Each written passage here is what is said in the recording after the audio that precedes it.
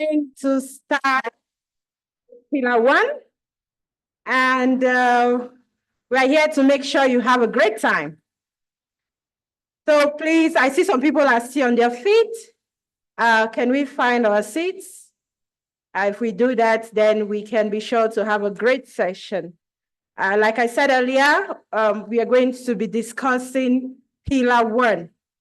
If you heard the presentations that came in the preceding session, you'll realize that there is a gap. There is a valid gap. And we already started having some of those discussions about what we can do, where we can go. And so we're really hoping that this session is going to put the icing on the cake and it's going to get us to where we want to go to regarding pillar one. A lot of us, pillar one may be new. For us, for some of us, it might be big deal. We already know about it. So we're hoping that what we're going to learn from the session is just going to help or add on to what we already know. Ça va nous aider. One thing we picked from Dr. Shafiq was that we don't have money. Nous n'avons pas d'argent. There are things we want to do, Et il y a beaucoup de choses qu'on aimerait faire. but what do we have? We have people. We have nous avons des ressources humaines. providers, and so that's a prepared result. Et vous If êtes we don't des have money ressources and there's préférées. nothing we can do about it, let's Si on do n'a pas some. d'argent, on ne peut rien faire. So we're really hoping that, as you've heard, that PATA is the engine for the Global Alliance. We are part of PATA because PATA is frontline service providers. So if you're not yet logged onto the hub, make sure you register on the hub so that you're part of this engine. And together we are going to find our way to get into where we want to get to. So right away, I would just want us to repeat our slogan. What was it again? Who remembers? Moses helped us earlier. Who remembers? Nobody? Are we ready? The answer is still, it's like we are still wondering if we're ready. Are we ready? Okay. So I think we are getting there, but we are not there yet. It's like some people are still having doubts as to if we're ready or not. So I'm going to ask one more time. Are we ready? And what are we ready for? Oh, somebody is saying 2023. Please, we're in 2024. So are we Vous êtes ready? prêts pour quoi? What are we ready for? Vous êtes prêts? Pourquoi? 2020? Pour quelle année vous êtes prêts? We're ready for 2030. So say it like you mean it. What are we ready for? Vous êtes prêts pour? Okay, so with that, I'm going to be introducing you to those that are going to take us through the Je vais panel for maintenant présenter ceux tech. If we qui can vont- have je vais vous présenter les so panélistes that this lovely group can see who they're going to be working with today. afin que vous puissiez voir avec qui vous travaillez. I'm going to just call them snappily to come up to the podium. Je vais leur demander That the way this African Cafe is not conventional. So we're not going to be having a lot of presentations, but we're going to try as much as possible to get a feel of what it means when we talk about these things, because the goal is that you implement what you get. So we thought, how best can we help you implement? So it's not just about hearing that this is how it should be done, but practically looking at how it should be done. Because then we've heard that sometimes the problem is people don't know how. They may know what to do, but they don't know how to do it. So it's our aim that by the end of this, you should be able to get it. So we have Bahati, who is online. When we get to her, I am going to introduce her to you, and we're going to get her presentation. But out of Bahati, we have other service providers who are very dedicated to their work. This panel will be chaired by myself. I am Dr. Vanessa Fozao. I am PATA country representative for Cameroon. And joining me is Dr. Filiuka, all the way from Tanzania. That's affiliated, and we have you up on the podium. So she is going to co-chair this session with me. You know, where there are ladies, there's power. And that's the peculiarity about this session. We are all ladies, men, no offense. Yeah. And then also joining us on stage, I'm going to be inviting Tifalile. Please, let's put our hands together for her. She's coming all the way from Williams. Oh, it's in the spotlight. So please, let's put our hands together for her. And then we are also going to have Vera. Vera is from Cameroon.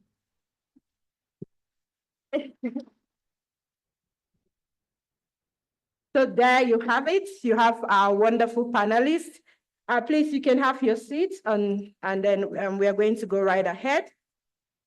So like I said, we promise to bring you all the best. And as you already know, we are here to talk about Pillar 1. And like I said earlier, it's no news that there is a gap. I mean, the one who wins is the one who knows what to do when they have a gap, not the one who can identify that there is a gap. We've all already agreed that there is a gap. So we're just going to take a sneak peek into Pillar 1.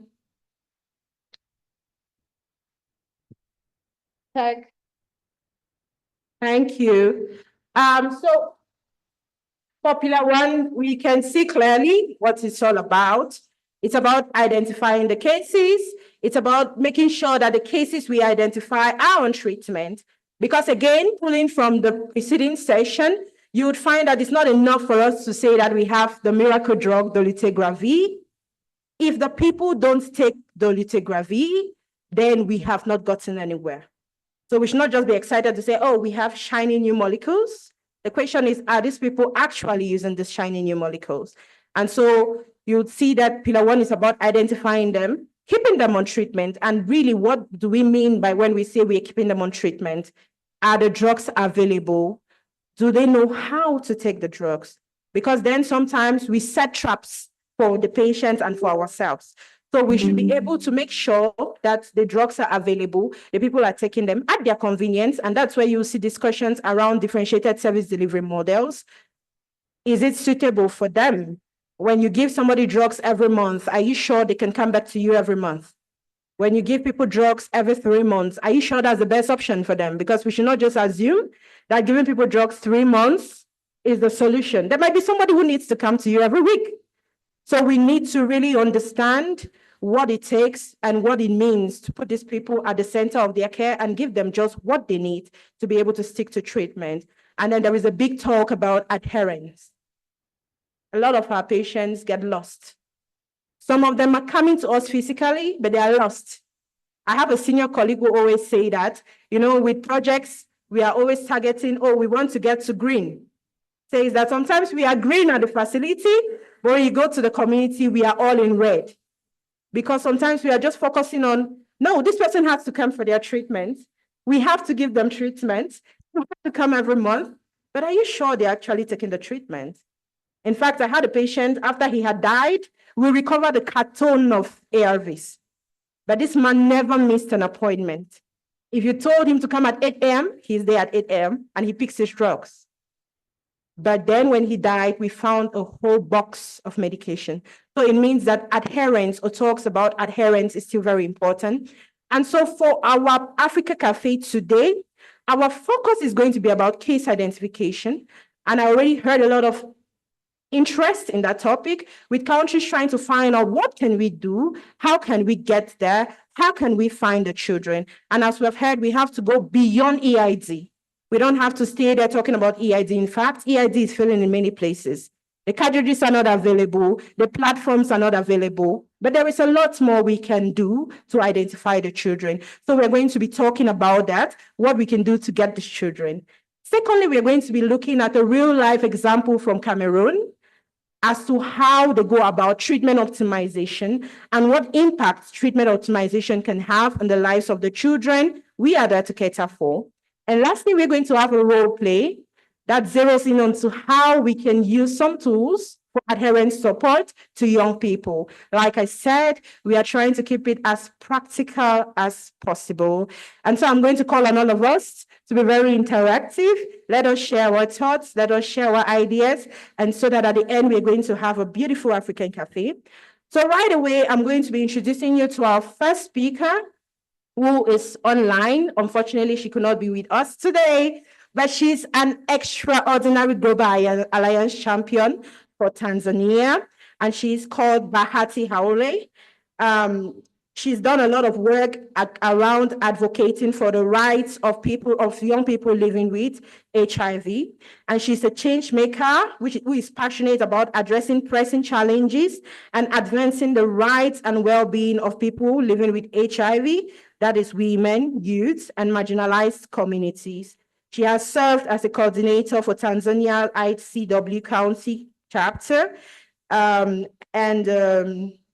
also, she is a country representative at AfroCap Treatment, Access Partnership, and a community expert in different institutions where she led and supervised multiple projects aimed at empowering communities. Key word there, communities.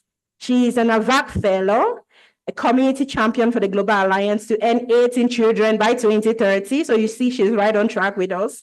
And a community representative at Tanzania AIDS Commission's Medicines Patent Pool and Unitate Communities delegations. So ladies and gentlemen, I'm going to call on all of us to be quiet and follow through on her presentation, which is around case identifications in the community, putting the child at the center. Thank you.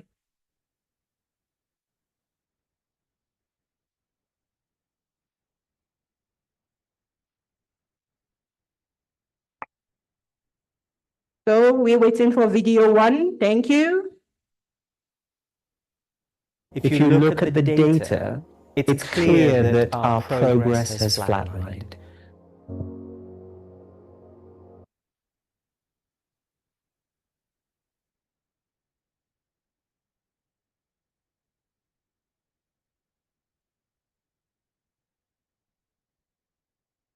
Just give it a minute. You know, in Patare, we say get real. We know where we are. Sometimes we can have difficulties, but we'll get there.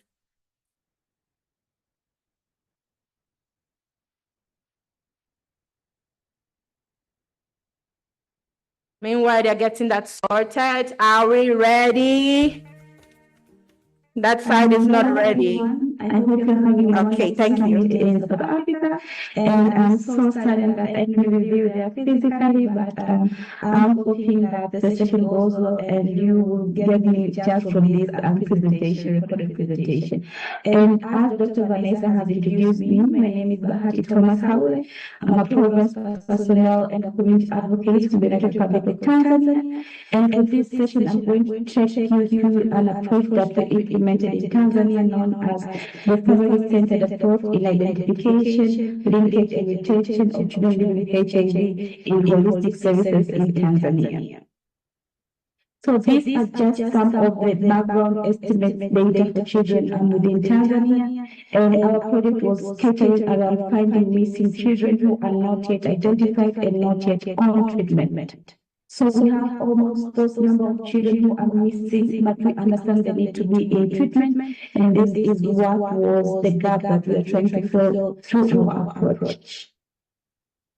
And our intervention involved working across a number of stakeholders from the government of Tanzania and UNICEF as the funding partners, but also the community aspect we bring it together, which is the National Council and the Women Wing of Women Living with HIV in Tanzania. Next slide, please. So our approach aimed at putting a child at the center of HIV services, but as I said in my introduction, we are providing holistic services for a child because we understand not only the challenges of HIV are the ones that are drawing back the well-being of children from 0 to 14 in our country, but a number of essential services such as vaccination, vitamin supplements, deworming, and infant growth, but also a number of social services that need to be provided to a child, such as issues of peer support to the caregivers, but also issues of violence against children, birth registration, mentoring care, but also stigma and discrimination. Awareness and services need to be provided not only to the child but to the caregivers, but of course bringing it all at the centers was access to HIV services, which we were aiming at one, strengthening facility community linkages, but by utilization of existing community structures which were made up of peer HIV networks and community healthcare workers. Next slide, please. As such, 4 blocks really made the base of our approach, and the first was designing an approach that works together with the government, so creating an SOP which is going to guide our implementation and cascading it down all the way from the national to the regional district ward up to the village level.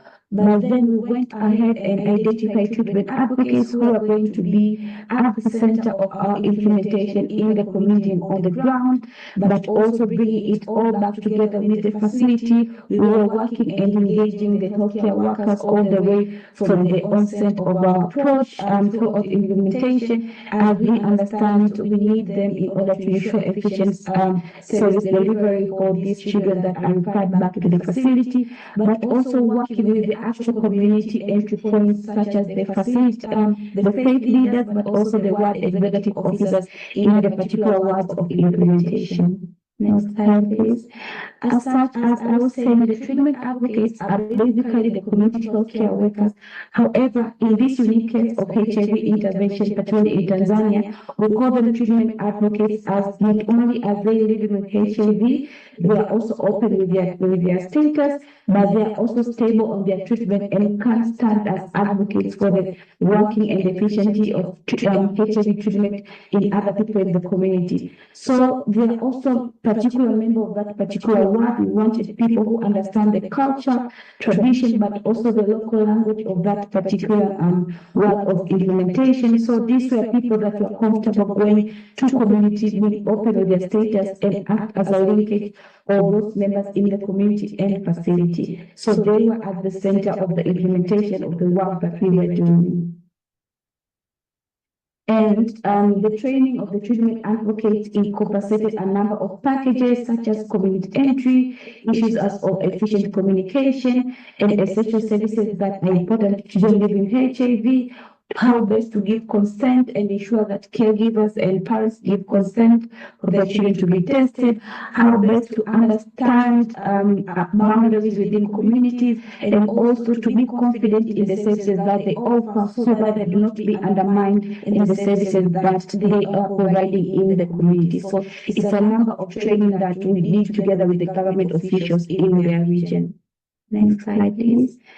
And in the first phase of our implementation, which took place, it was a piloting phase, which started from December of 2021 to April of 2022. We were able to identify and offer referral services to 866 children to go and be tested for HIV at the facility. And out of these, 121 children were newly identified living with HIV, of which out of these 121, 46 were from the house-to-house visitation, and 75 were through the positive index tracing in the community.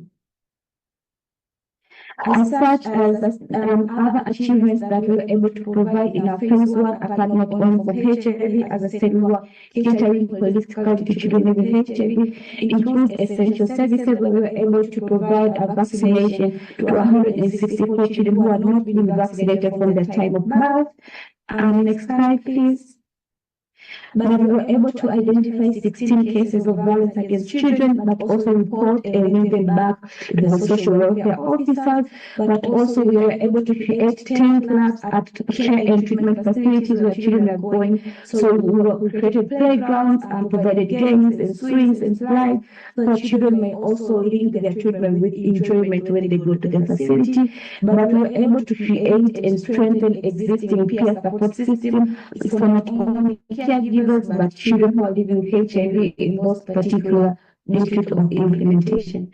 Of course, nothing goes without challenges, and in our approach, these were some of the challenges that we faced. persistence of stigma and discrimination in the community, which still hinders HIV uptake. But also during that time, it was during the COVID-19 phase in our country, so we had issue with supply chain, and we were facing shortages of HIV test kits in those rural facilities in Dunga DC particularly, but also an increasing workload for the healthcare workers, but also just uncoordinated community programs which were affecting HIV testing services, as we are having partners in the community who are providing community-based testing services, but due to uncoordination, we were not able to link these services together to ensure a better approach for the children and the caregivers in the community.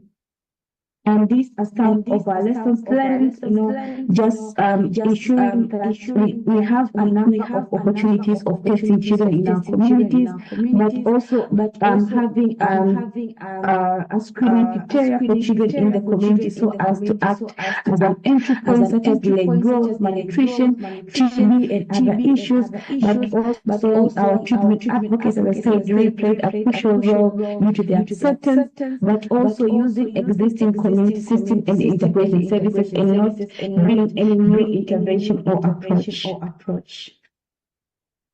And as such, we are going on phase 2 of our implementation, where we have conducted an in-depth analysis with the support of UNICEF, where we are hoping to publish our findings from the first phase, which has backed information and from the parents and caregivers of why they delayed in taking their children back into care and services. And we are expanding our coverage and of implementation in this phase 2 of implementation, which is currently going on now in 2024. Thank you. And currently, I'm going to take you to the second part of my presentation, which is just going to share some of the real stories of the children that we found in our community. And just as a caution, the pictures in the following slides do not have a green light from UNICEF to share with the public. We are still, as I said, going through the documentation process. So for anyone who takes screenshot, please just use it for the purpose of the summit and not sharing it with the public. Thank you. And next slide, please. Our first story comes from Isaiah. So Isaiah is currently 7 years old, but by the time we were able to identify him, he was 5 years old, which was 2 years ago in 2022. And from the age of 2, Isaiah had stunted growth and a number of core infection, and he was identified by a treatment advocate in 2022 when he was 5 years old during the first phase of FCA. Next slide. And this is Isaiah with his mother and younger sister, and the mother's name is Joyce, and Joyce was actually tested negative for HIV during her first antenatal care visit while she was pregnant. And she says she remembers she was tested during the first phase of her clinic, but she doesn't remember being retested when she was going for her other clinics. But the issue with Joyce is that also she gave birth at a local clinic and not the clinic where she was going for her antenatal care clinics. And Joyce's current partner is negative and he's being tested annually. But however, while we identified Isaiah, we were also able to test for Joyce, and she was also identified positive living with HIV also as Isaiah. But since then, Joyce had been able to have other children like Isaiah's younger sister, who is now born negative due to the intervention that we were able to provide to Joyce and her whole family. And this was our treatment advocate who was able to provide Joyce with the awareness, but also encouragement to support her to test Isaiah and herself for HIV. And he had to go multiple times to Joyce's house in order to convince her, as she was declining our services on the first visit during her house. So our treatment advocate had to go time and time again to convince her until she eventually agreed to test not only Isaiah, but also herself for her status. But we also have Beatrice and Shakira's story. This is a young woman who were able also to identify in the first phase of our implementation. Joyce is currently 23 years old, and Shakira is 2 years and 10 months old. They live in Rungwe, and Beatrice was tested positive for HIV before she was pregnant, but she never went back to clinics during pregnancy, and she gave birth at home where her baby was not tested until when our treatment advocate was going house to visit families of mothers whom she knew were living with HIV but had not gone back to chemo treatment. That's when she was able to encourage Beatrice to go back and test her daughter for HIV. Next slide, please. And this is our treatment advocate with Beatrice and Shakira at their household, where she was able to encourage not only Beatrice but also her partner to go for HIV testing. And till today, she still goes back and visits at least on a monthly basis to Beatrice's house, and also just encourage her to be vigilant with her treatment together with that of Shakira. Next slide, please. And so our treatment advocates were sharing that by the time that one of the stories where we were able to reach a family, but it was too late, we got one child who was living with HIV, but the child was very sick. And by the time our intervention reached that family, it was very late, and we lost the child due to a number of age-related causes. And this is one of the many stories that we hear from our treatment advocates whenever services are late to go into household or communities, or whenever families decline services for their children for a very long time, since testing for the children still is mandatory for a parent or caregiver to give consent. So even if our TA goes time and time again, we still need the consent of a caregiver to test for the child. Thank you. Next slide. And we also have Aidan's story, who Aidan is currently 14. Aidan lives with the grandmother together with the grandfather. And by the time Aidan was tested for HIV, he was at 11 going to 12. And Aidan's mother is still alive, but she is declining services. She has also been declining going to test for HIV status. So we were able to link up with the grandmother and give her awareness and just convince her to go and test for Aidan's health, since by the time we met him, he was very sick and he was showing signs and symptoms of TB. And our treatment advocates are still going back to Aidan's house to give encouragement, since grandparents are still new into HIV services and they are very fearful of what Aidan's future is going to be about. So we do go back time and time again to give them awareness and encourage them to be part of our support groups. Next slide, please. And one of the challenges that we still face in communities is that people still don't want to talk openly about their HIV status. It's only a few, as I said, in the clusters, in the networks, that are still opening their status to judge others. And as you can see from the grandmother's testimony, she says one of her greatest fear is what will happen to Aidan once she dies, since she's very old, and who will take care of Aidan once she dies. And this is the story of a lot of the children in our communities who are still living with grandparents. And thank you. This was my presentation.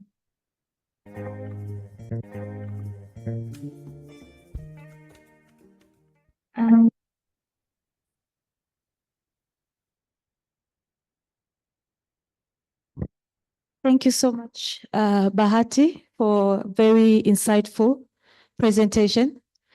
Bahati she is online and she can take questions and we can discuss around this, especially on the steps they've taken for treatment advocates to go to the community and linkage, as well as and how we can mitigate those challenges. So I welcome to the floor the questions, and perhaps we can discuss.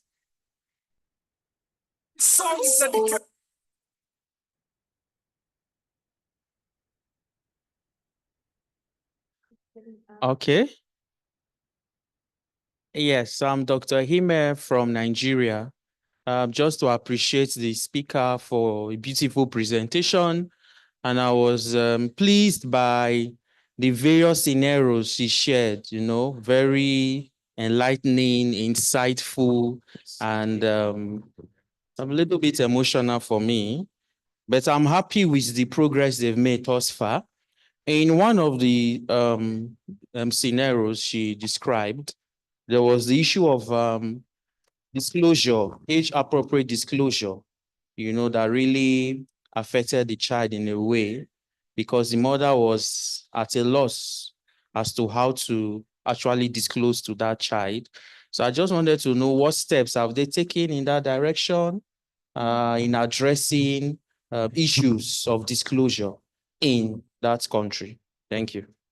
Thank you. We'll take some few questions and then we can discuss with starting with Bahati and then we continue. Thanks. Good morning, everyone. My name is Dr. Victoria Manzi from Zambia. I have two questions. Sorry, I coordinate pediatric HIV services. My first question is, thank you, Bahati, for the presentation, lovely presentation and a lot of lessons learned. I like the model that you're implementing. I wanted to find out, does Tanzania implement maternal retesting for pregnant and breastfeeding women? I noted in one of the scenarios where the mother was tested at the first ANC, but there was no information on whether there were subsequent tests provided. So I would like to find out whether this is happening in Tanzania.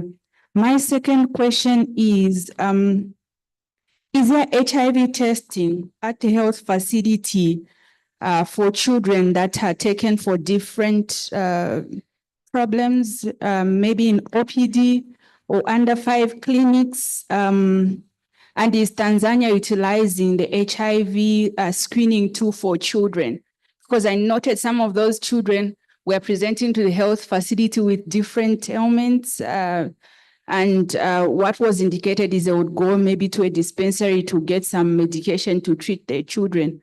But what happens at the health facility if at all these children are taken to the health facility? Is there a screening tool that can be used to identify children at risk of having HIV? Thank you. Thank you so much. One more question.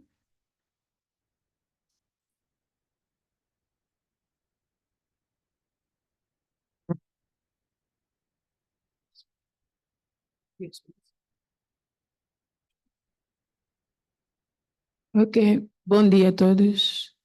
I will be speaking Portuguese. My name is Graça Manuel. I'm from. Agradeço a apresentação, né?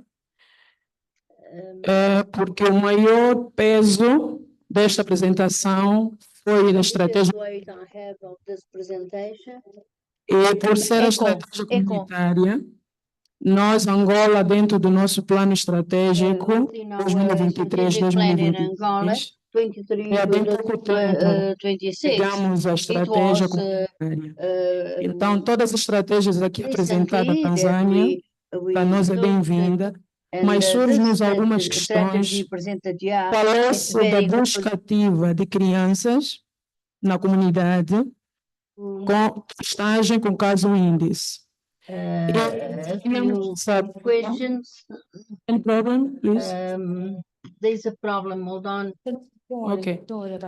Gostaríamos de saber We'd like to know quais foram os testes usados, which were the uma tests vez used que abordou-se a criança no once geral de we 0 a have 14 anos. approached the Quais são children os from testes 0 que to foram 14 years. usados? Which kind Houve o of tests diagnóstico were precoce used? infantil, And houve o teste serológico, era só questão de esclarecimento. The children. Outro que foi apresentado são os desafios. E nós notamos que os desafios são praticamente iguais aos nossos desafios. Houve abertura de testes, houve estigma e discriminação na primeira fase. E agora passa-se para a segunda fase. Quais são as estratégias traçadas para a segunda fase, uma vez houve grandes desafios na primeira fase? E também queria que a Tanzânia partilhasse conosco qual é a experiência que tem na distribuição comunitária de antirretrovirais. Muito obrigada. Obrigada. Thank you. I get that perhaps maybe even translation in English is might not be as thorough as the question was. So I would like to welcome Dr. Taylors to summarize the question for us in English, and then even Bahati could take on, and then, yes, thank you. Thank you. Well, I knew this would happen. I'm very happy for Portuguese speakers Yes. to take over the PATA Summit. Thank you. Well, just a quick resume. She congratulated the presenter and saying that in Angola, they have those kind of situations. So first question, she wants to know what kind of tests were used during those visits to the children's. Second question. You mentioned the challenge, stigma discrimination, lack of tests.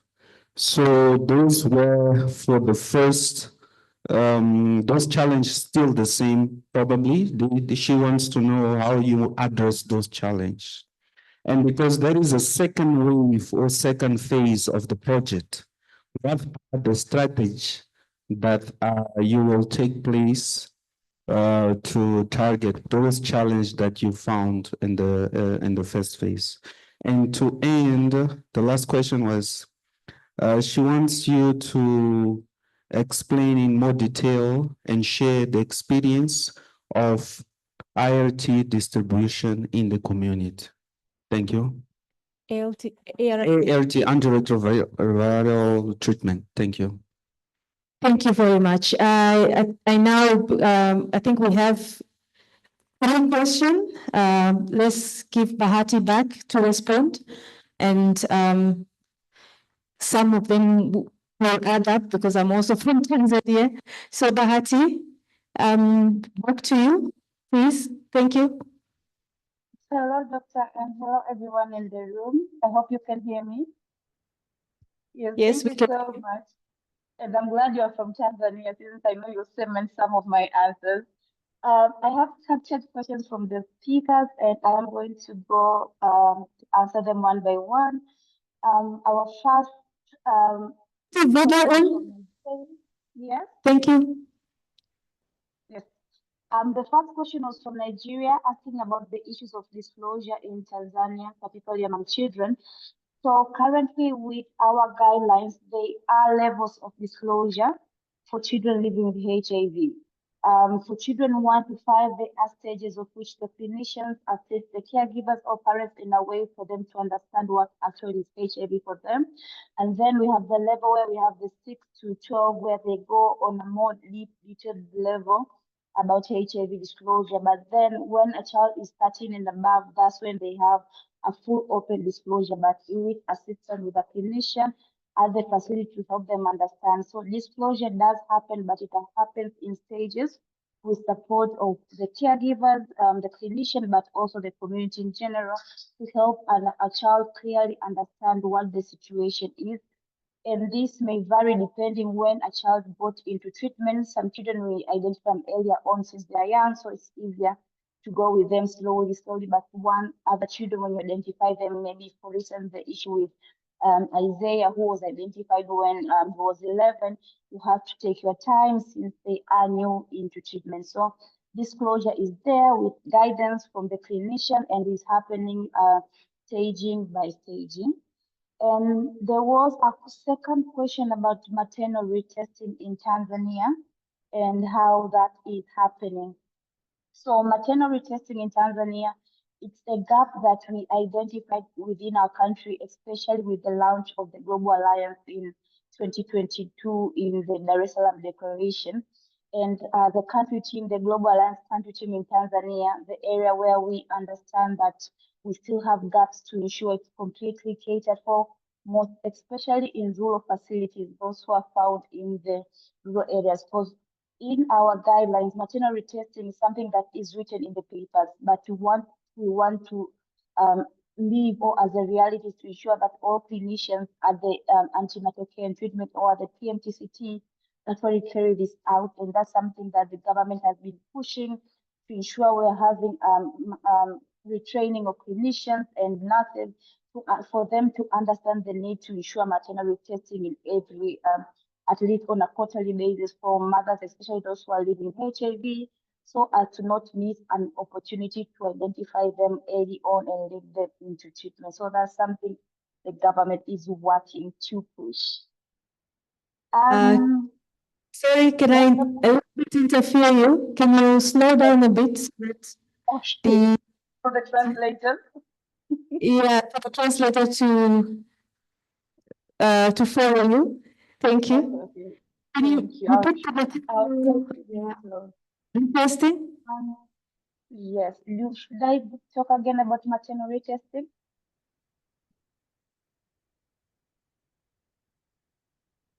Yes. Thank you. I will try to go slow. And there was a question with regards to how children are identified in Tanzania with regards in different clinics or departments where we had cases where children had another number of symptoms, and this is the reality of the situation on the ground. For instance, the case that was shared where we find a number of children who died during our intervention due to late identification. These children had signs and symptoms prior to us coming to them into their families. They had persistent fevers, they had persistent diarrhea, they had signs of TB and whatnot. And what their parents used to do, they might take them to the clinics to test for that particular sign and symptoms. They go to test for malaria, they go to test for that fever, they go to test for that diarrhea or that TB. But with the gap that we have realized and brought it to the attention of partners and our government is that we need more integration of services that are offered, particularly for children in the facilities. We have a checklist where doctors can go through it to see the possibility of a child being HIV, most especially if they have not been identified. For instance, the child has been in the hospital for every month in 6 months, going back with fever, with coughing, with diarrhea, signs of severe bacterial infections, pneumonia. So when do doctors draw the line to then advise the parent, please test your child for HIV? We understand, and I think that's the scenario in most of our countries where testing a child is under the approval or go ahead of a parent or guardian. You cannot force a child, for instance, in Tanzania, those who are below 14 for HIV testing without the permission of a parent. So essentially, it falls on the clinician, the nurses, and doctors who are in the OPD, maybe who are in the maternity wards. When should they go ahead to advise the parents and caregivers to go and test for HIV for their children? So this is the gap that we have realized. We see that we do lose children, most especially to advanced HIV diseases, because they were diagnosed late. A child is sick for 2 years with diarrhea, with pneumonia, but this child is yet to be tested for HIV. And by the time we find this child, their CD4B is very low, beyond even 100. And that's where they have to be treated prior for these infections before we go for the antiretroviral treatment. So this is a gap that we brought to the government's attention and to see how best to strengthen the integration of services at facilities to ensure that we don't miss children, especially when they come into the facility to other departments or clinics. There was an issue of how the testing was done in the community during this implementation, and I have spoken a bit about it. And in Tanzania, the HIV self-testing is only from 18 and above, and anyone below that has to be tested at the facility using the conventional bioline testing. But what we have implemented is something that we are scaling up in phase 2, is working best with the outreach partners in the countries. We know we have partners who do community-based testing, so taking samples right in the homes and the vicinity where the children can be found, but also at times supporting the clinician, the nurses, resources to move from the facility to go into the community. Because in the phase 1, one of the challenges that we face is that you might find a number of parents or caregivers, they say, we are ready, for children to be tested, but they don't take the time to move actually from their homes to go to the clinics for testing. They might say they're busy with their farming because this is a very farming district. They might be busy with business. So what we used to do and what we're doing in the phase 2 is our treatment advocates, once they identify children who are ready to be tested and their parents have given consent, so they choose a day, particularly on the weekend, and then they bring a nurse or clinician from the facility into the community, and then they ensure group testing to the children. And those who test are positive, they wait until they go to the home parent or caregiver to then speak to them in order to initiate ART services for the children. That's one of the agreements or way forward we have had with the government from this challenge is that the government has committed to launch an accelerated HIV identification plan, of which one of the way forward for this, they are going to permit HIV self-testing among children below 18, but under the guidance of the parent or caregiver. That is, the parents or caregivers will be provided with a self-test and they will do the preliminary self-testing on their children, but under the guidance of the caregiver parents.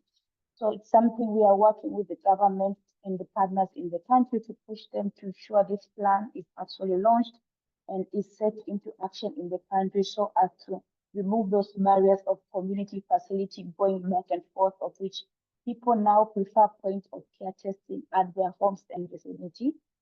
And finally, there's an issue on stigma. I'm going to touch very brief on it. Stigma is still a challenge in a lot of our countries, and most especially I'm going to touch about self-stigma. A number of times we have found parents or caregivers, particularly mothers, who are already living with HIV, but they have not disclosed their status to their children, or mothers who know they are living with HIV but decline their children to be tested. And all of this comes from self-stigma, which mothers are facing. And at times, we had to go the route of talking to grandparents, to talking to the fathers, but also involve other members of the families to ensure that we leave no family behind. And the issue of self-stigma is that you can create the best services that you can, bring them to the community, but if a person is still facing self-stigma, they won't go to the facility. They won't go for maternity testing. They won't test their children. And one of the ways we are trying to work around stigma in the community is working together with association and network of people living with HIV in delivering these services to the communities. Their stories inspire people to avoid fear, to take on treatment, and to remain in care. So working with networks of people living with HIV has been very essential in fighting against stigma. And finally, on ART community services, I'm going to touch a bit on it. Maybe the facilitator will help me support on that. So in Tanzania, we are yet to have a community. Yes, Sorry. Yeah. Okay. A little bit. You're a bit fast, but I can summarize once she finished. Can you? What she was saying is about self-stigma is still a burden, and that's why majority of communities, they're not going to the facility to get help and get tested. So their strategies, one of the strategies is to reach them in the community. And now she was talking about the ART, the strategies that they're using to send to community ART refill. Can you be a little bit slower, but fast? Yes. So with regards to ART community refill, it's a protocol that the government is also working around to ensure how best we can facilitate community ART refill, particularly for those clients who are already stable on treatment, those who have successed their viral load levels, and those who have an undetectable viral load. it's still something that the government is working with the National Council for Living with HIV and AIDS to ensure that at least those parents who are stable on treatment and who do have a good track of adherence and clinical visits can get ART in the community, but it's something that is not yet throughout the country and something that Thank you so much, Bahati. I'm you. sorry, your presentation is very good and your response are very good, but most people here can't hear because of this sound. I'm very sorry, but the point you're explaining, yeah, you can, but the point you were explaining was about how the community refill, and this is happening in most of the community in Tanzania. So they identify the ones who are living very far to send the community, or they go with even the outreach services and give the medication. And for the ones who are unable to go to the hospital, they can get the refill at home. So that's in summary, but also you have a question, perhaps maybe you can write in the chat the response. Thank you, Bahati, for the presentation. In your presentation, you mentioned that a mother was hiding medicine in banana tree, and that had a huge impact. I want to understand if the training advocates inquired more on the reasons behind that. Is this to do with maybe fear to intimate partner?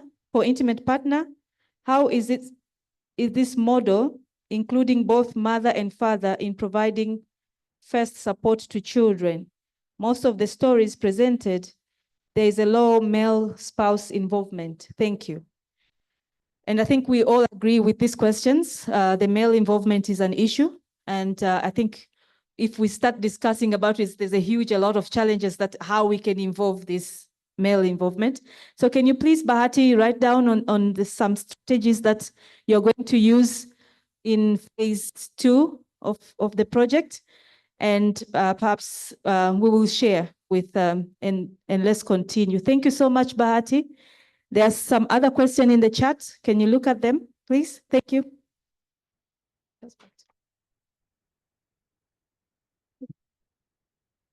The clap seems like we are not ready.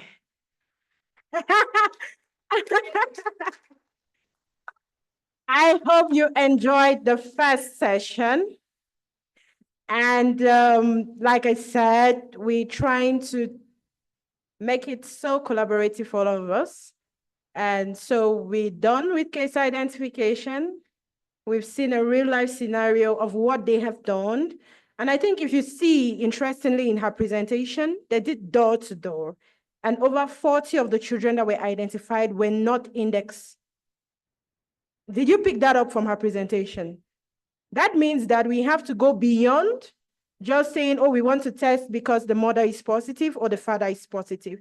There are some children living in households that have come from HIV, but have been lost. So if we try to adapt some of these strategies to test children in the communities, we may just be finding the missing children. So we hope that with this, you'll be able to implement and find the children. Now, when we find the children, so what? Is it enough to just have dolutegravir?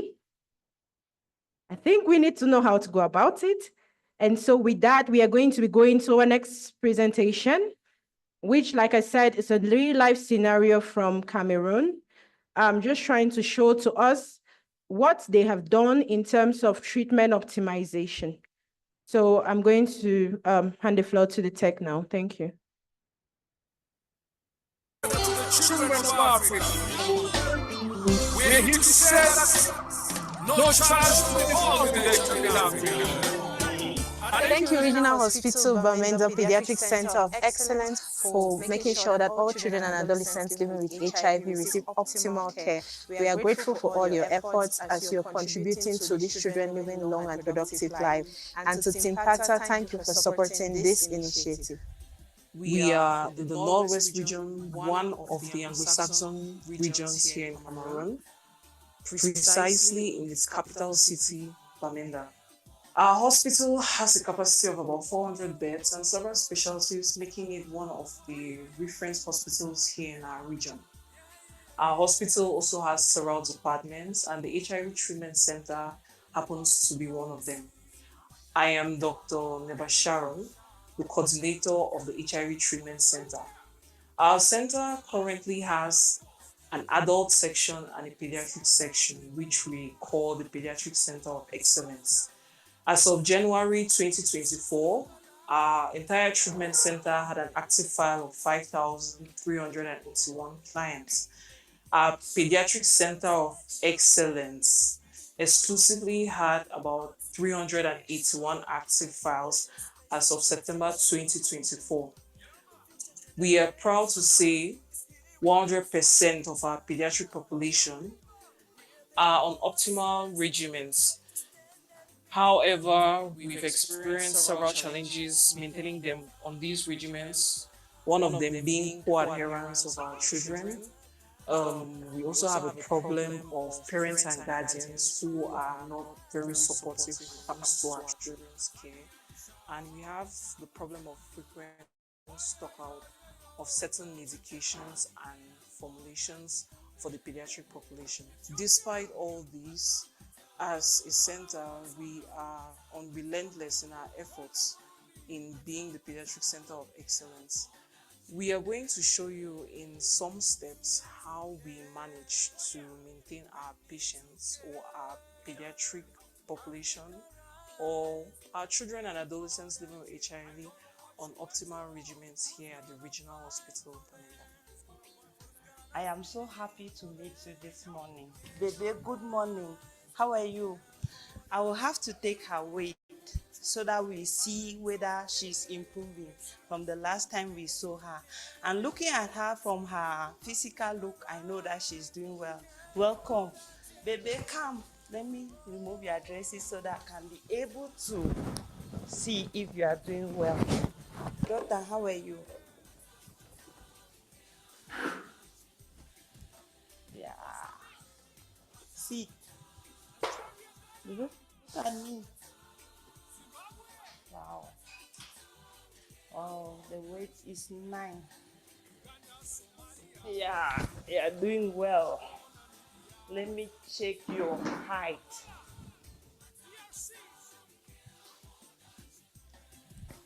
Okay, Mama. Before you wear her dress, let me just show you how she is doing. Her weight this morning is 9. And I want to thank you so much. Like I said from the beginning, you're actually doing well. Looking at her weight when she started, she was at negative, in between -3 and -2. This is to show that she was malnourished because her weight for age was not matching. But looking at her weight today, we see that she's in between -2 and 0, which shows that she's taking an upward trend. She is progressing in her weight and even in her feeding. So we want to thank you. I want to actually thank you so much for what you are doing. And to say that I will not only end here, you will have to meet our nurse so that she will have to work with you and also check the baby more and give you more light on this. You're welcome. Thank you so much. Good morning. Good morning. You're welcome, Mom. My name is Ensila Vera. I'm the pediatric nurse at the Bamenda Regional Hospital Pediatric Center. Okay, looking at the baby's weight today, it has really improved. That's good. Congratulations. And with this improvement, it shows that we'll have to adjust the baby's medication. By adjusting this medication, we are saying that we'll optimize the baby's regimen.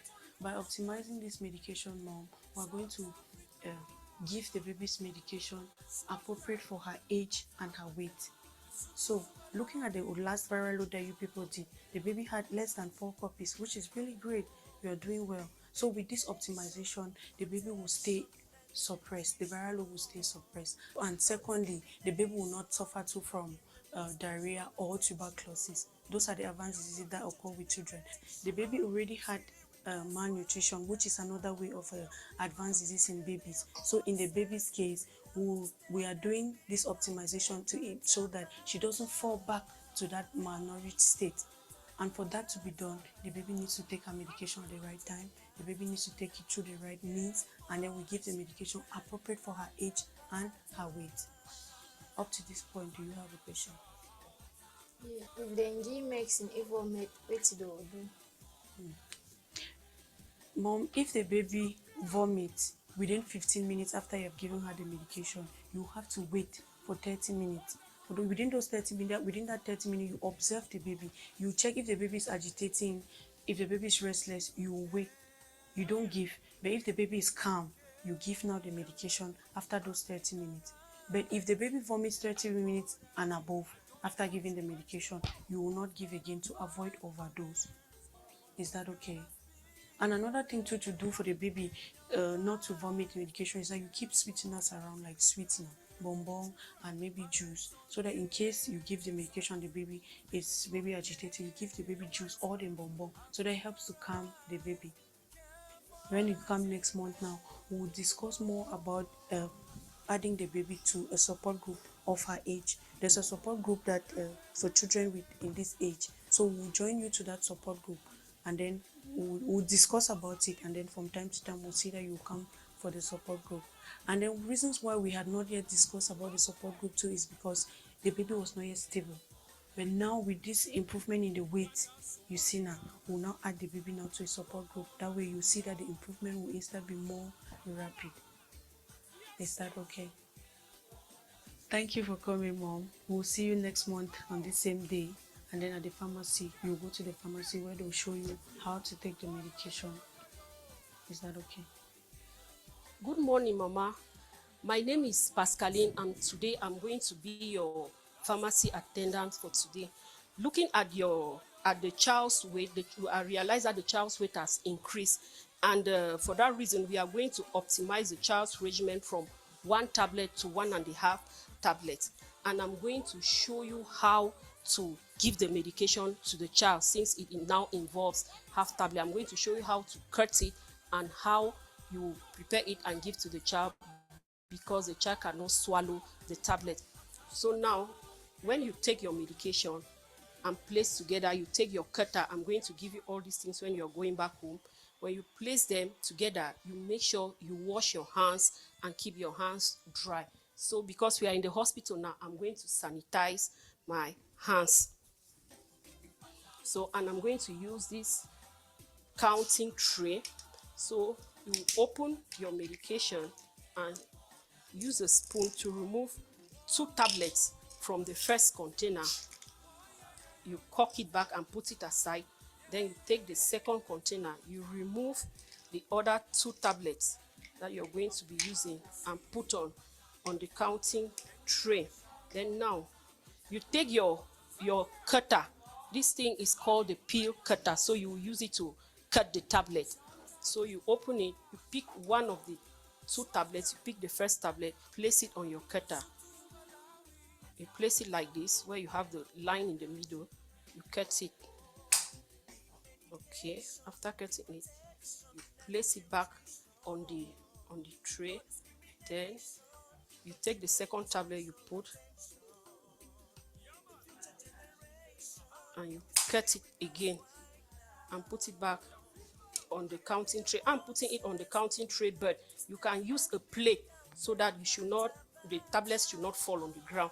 Then now you preserve the half tablet inside a pill box, so that, because if you put the half tablet inside this container, it's going to mix up, and you realize that when removing it, it will not be easy for you to locate the half tablet. So you put it where you can easily see it. You put it inside your pill box and lock it, keep it tight, so that it should remain there. Then you take now the other medication. Since now the cup is labeled, you put water until it gets to 5 ml.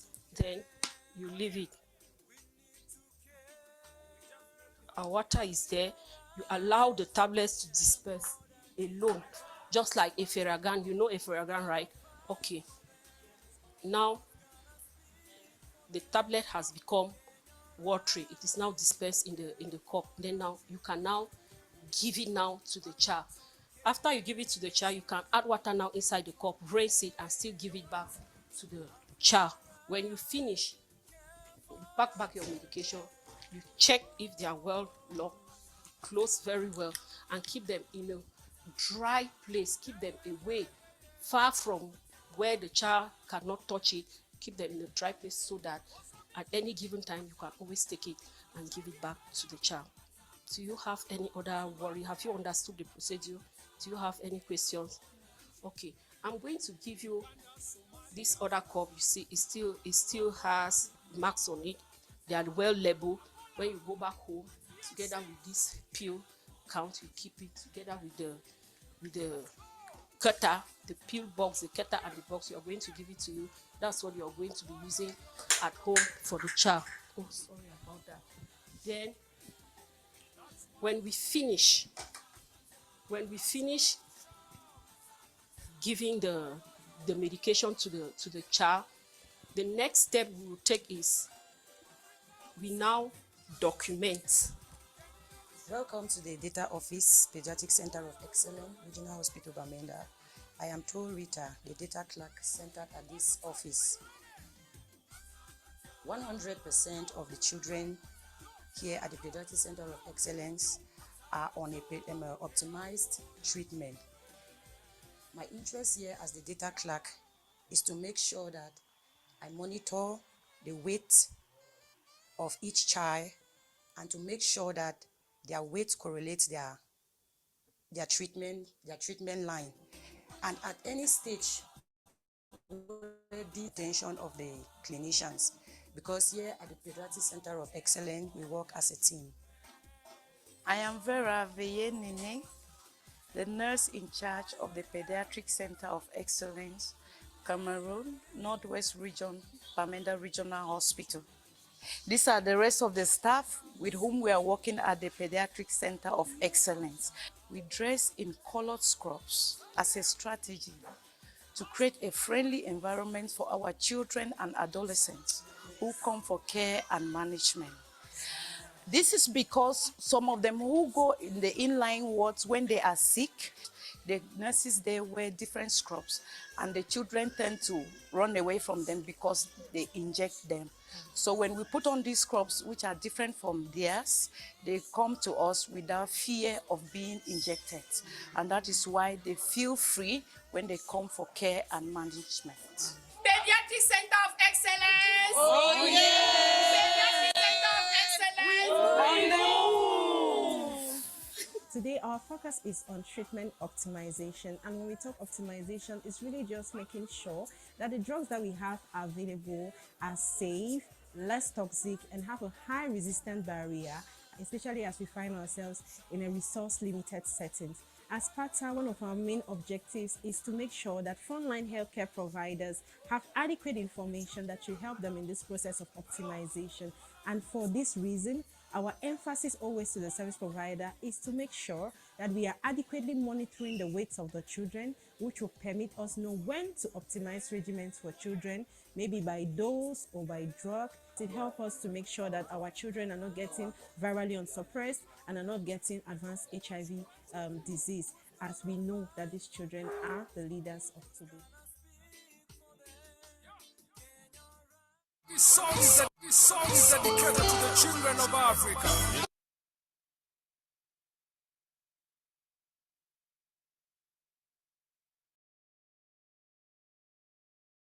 Mozambique and Angola. I want to know what the G3 was about. I hope it was good. Okay. So we are sorry because of the network. You find that the video was, but I hope you could hear what they were saying. And the video is going to be shared. Again, like I said, it's not enough for us to have this medication. We need to know how to give the medication to the children and what steps to take. You see that data has a role to play. Because just don't say, oh, I'm just the data clerk. It does not concern. It concerns you. Because if you can pick up that this weight is not adequate for the drug we're giving this child, you're saving the life of that child. So we hope that with this video from the Regional Hospital Bamenda, Cameroon, it has been able to break down for us what we can do to ensure that we are giving optimized treatment to our children. And before I hand over to Dr. Filuke to get some questions, I think you see Vera is right here. So if we have some questions, she will be able to answer. I just want to show her something.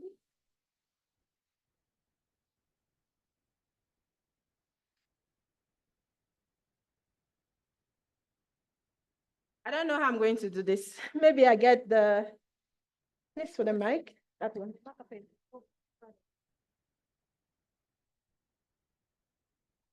I'm sorry for those who are online. I just want to show something very quickly. You know, when we were using pellets, there was something that used to happen. I hope we remember pellets.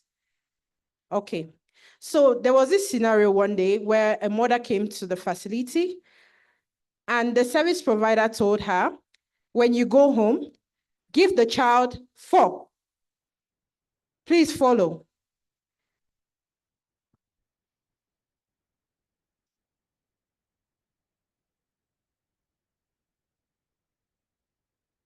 Right? This is how our pellets look like. It comes like a capsule, but then inside the capsule, you have the pellets. And so when she gave the drug to the mother, she said, give the child 4. And so then the next thing she told the mother is you have to open. You have to open to give to the child. So when this mother went home and she opened the pellet and she saw a lot of little balls, she counted 4. Yes, she counted 1, 2, 3, 4. Instead of 1, 2, 3, 4. And this child kept having a high viral load. And when you ask the mother, she said, no, I'm giving the medication perfectly. You said 4, I'm giving 4.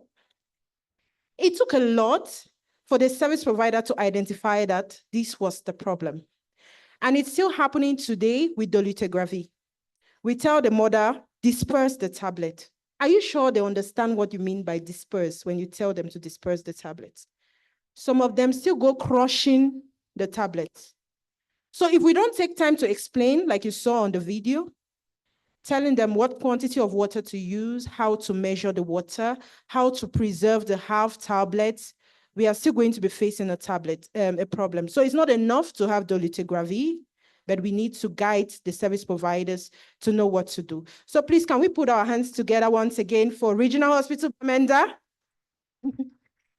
Okay, at this point, I'll hand over to Dr. Filuka, and she's going to coordinate. If we have some questions, if we have some contributions, we have some time to take those before we transition into the last section of this Africa Cafe. Thank you. Thank you very much, Dr. Vanessa. Can we also clap again to the Center of Excellence? Yeah, thank you so much. So I welcome again the questions. If there's any question. Let me start with the hand here and then I'll come back to you. Okay? Here.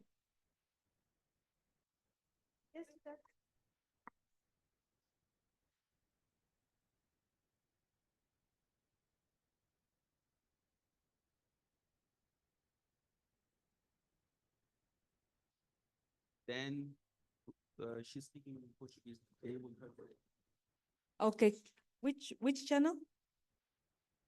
The English. Okay. Can you yeah, okay. The channel for the English is 1 and then for Portuguese so that they can translate. Okay, thank you. Everyone? Yes.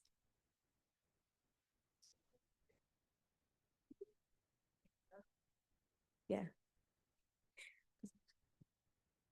Okay, thank you. You can continue. Sim, muito obrigada. Chamo-me Angelina Tomás, sou professora de saúde, venho de Moçambique. Então, estou para parabenizar a apresentação de Camarões. Vi aqui o Hospital Geral, onde oferece apenas serviços de tratamento às crianças E parabenizar também, vi os instrumentos de cortador de medicamentos. Lá em Moçambique, nós não temos esses cortadores de medicamentos. Então, visto que às vezes nós entregamos comprimido que precisa cortar e a mãe não consegue cortar, às vezes acaba dando o que não podia tomar a criança. Então, e neste caso, acaba nossas crianças não evoluindo tão bem no tratamento do HIV, porque a não está sendo dada corretamente por causa de a dose não está sendo correta. Ou, às vezes, a mãe dá a mais, ou, às vezes, dá a menos. E outra parte que eu tenho para falar é sobre a separação dos serviços do TARF. No nosso país, em Moçambique, quando há separação dos serviços, há mais discriminação. Então, há estigma e discriminação. As pessoas que derem esses serviços separados, as pessoas começam a questionar. Aqueles que vão àqueles serviços fazem que tipo de tratamento e nós que estamos nesses serviços fizemos que tipo de tratamento. Então, as pessoas começam a ter mais curiosidade de investigar por que há separação desses serviços. Mesmo em termos de cartões, oferta de cartões, houve muita estigma e discriminação nos cartões, porque havia diferença de cartões e as pessoas não estavam a questionar esse cartão serve para que serviço e esse cartão serve para que serviço. Então, começaram a discriminar mais e quando os pacientes vinham no tratamento, começavam a apontar, dizer, os de SIDA estão aí. Esses que levaram esses cartões são os de SIDA, pacientes que têm SIDA. Então, eu gostaria de saber qual é a estratégia que Camarões usou para essa separação de serviços, para que não haja estigma e discriminação na comunidade. É tudo.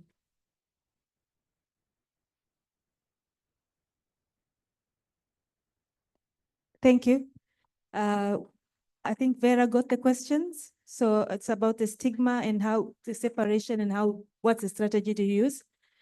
Okay. Another question?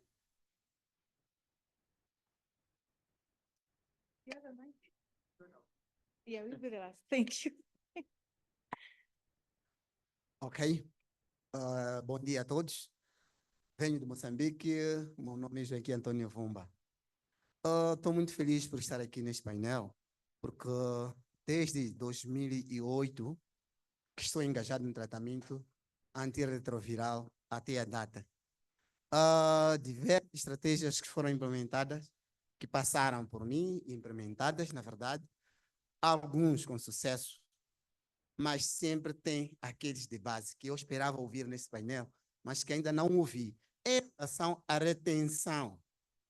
Porque realmente o que tem nos fracassado é a retenção. Se uma pessoa inicia o tratamento corretamente, sim senhor, nós esperamos que ele alcance a supressão viral. Mas se ele não puder estar em retenção na unidade sanitária, no seu tratamento, ele volta, sim senhor, com uma perda.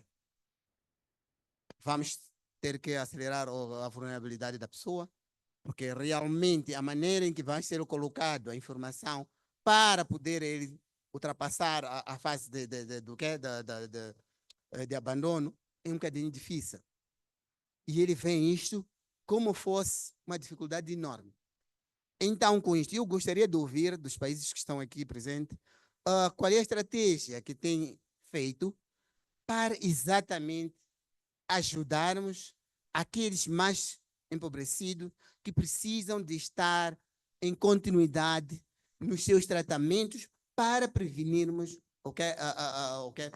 o avanço das doenças nas crianças, nos adolescentes, porque novas infecções, eles vêm dos adolescentes. Os seus namorados, os seus filhos, porque se falha o adolescente, está a falhar o namorado, está a falhar o filho. quais são as estratégias que estamos a encontrar para podermos alcançar e pararmos com a transmissão. Muito obrigado. Thank you very much. And can you please just go straight to the questions there? Straight to the questions. One more or two, Vera? One more.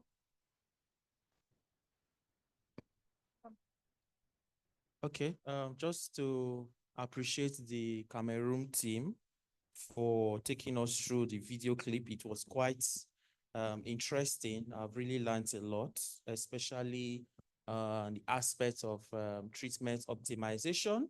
So I just a concern in the Center of Excellence, all the healthcare workers are putting on a particular kind of uniform. You cannot differentiate who is who. So I don't know what's the rationale behind that. I hope that will not further cause issue of stigmatization, because by the time I bring my child that's positive and the child is running with one of those people with those uniforms, those outside will just know that, these are the people, you know, so I'm just asking. And the child, I'm happy the child is now 9 kg, excellent. I didn't hear anything on the malnutrition per se. You know, it would have been interesting for us to know what happened, the nutritional advice, what happened to the child. The child is now doing excellently well. Nothing on nutrition at all, from where the first healthcare worker even to the last, you know. Kudos to the pharmacist that sat the patient down, took her through the rudiments of how to give the drugs. I think that is the way to go. I think most times when we talk to our patients like this, our caregivers, it is nice for us to ask them, please, do you understand? Repeat what I just said. That will go a long way in helping, because you think they're understanding you, they're just nodding their heads like this as if they're falling. They are not. By the time you pause and say, just what do you understand? Repeat it, and then you'll be shocked what you will hear. Thank you. Thank you, Doctor. Thank you for that.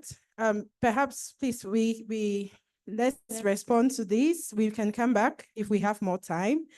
But if not, you'll be able to meet Vera to get some more insight. Thank you. Maybe I'll just provide some elements of response to you, then I will hand the floor to Vera. So for the purpose of this presentation, we had to stick to treatment optimization. So there's a lot more about the malnutrition and things like that, but we were trying so much to get so much to you in so little time. Because then if we had to go through the entire process, we would have spent an hour on that video and we'll still not get to it. And even your concern about the questions, for sure, it's done. But like I said, for the purpose of this presentation, we're trying to keep it short so that it can accommodate for the time that was available for the presentation. Regarding the same color of scrubs, so it's just to say that after the problem of children getting scared of, the entire pediatric service wears that same color. So you don't know if it is HIV or it's the inline word or it's the consultation. It's the entire pediatric service that wears the color, and all the staff have their name tags and their functions. So, and you would see in the video that they kept introducing themselves. It's not like it's the first time they're seeing the patients, but every time they see the patient, you hear say, I'm a nurse, I am Vera, I'm your nurse, I am this, I'm the doctor, and so on, just so that the patient knows who they're talking to. So I'll hand over to Vera to provide elements of responses, and then we'll see if we have more time. Thank you. Welcome, Vera. Good morning again, Africa. Thank you. If I got the first question correctly, she was asking about why the HIV separate services discrimination and why the use of cards from Mozambique.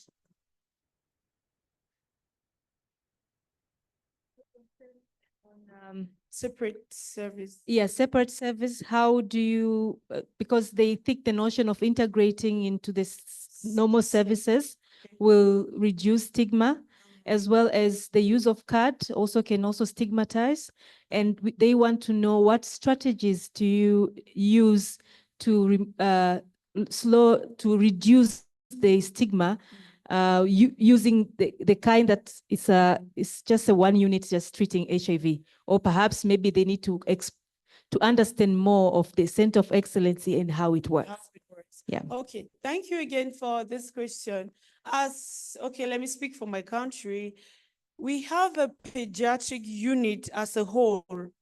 Pediatric inline patients who are suffering from every other. We have the nutrition section. We have the inpatients where we admit our children. And then we equally have now the section for the pediatrics for HIV. So what we actually do is that you come to a pediatric unit.